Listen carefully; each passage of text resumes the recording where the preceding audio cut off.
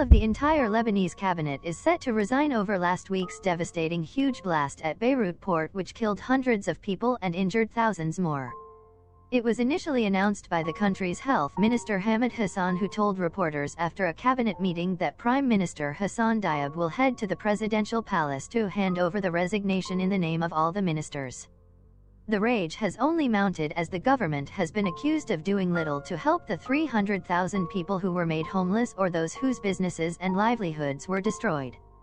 Beirut's streets have been agitated by anti-government protests over the last 2 days, as demonstrators and members of the security forces have clashed outside parliament as well as several ministries, which citizens tried to occupy.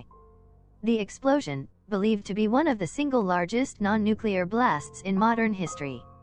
It killed at least 160 people and wounded about 6,000, in addition to destroying the country's main port and damaging large parts of the capital.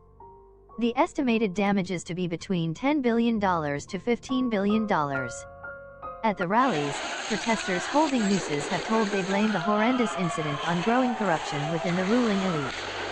They said they feared the €250 million raised by the international community in a virtual pledging conference hosted by France would end up being spent by the authorities and not helping the people.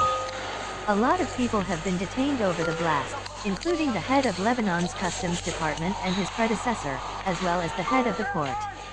Dozens of people have been questioned, that includes 2 former cabinet ministers. Public prosecutor Ghassan El-Khoury began questioning Major General Tony Saliba, the head of state security, on Monday.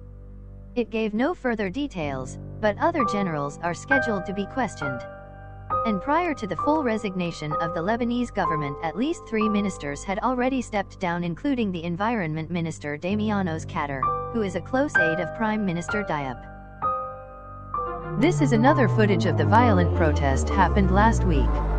Thousands of people take part in an anti-government protest in Beirut, Lebanon, 4 days after a huge explosion left at least 154 dead.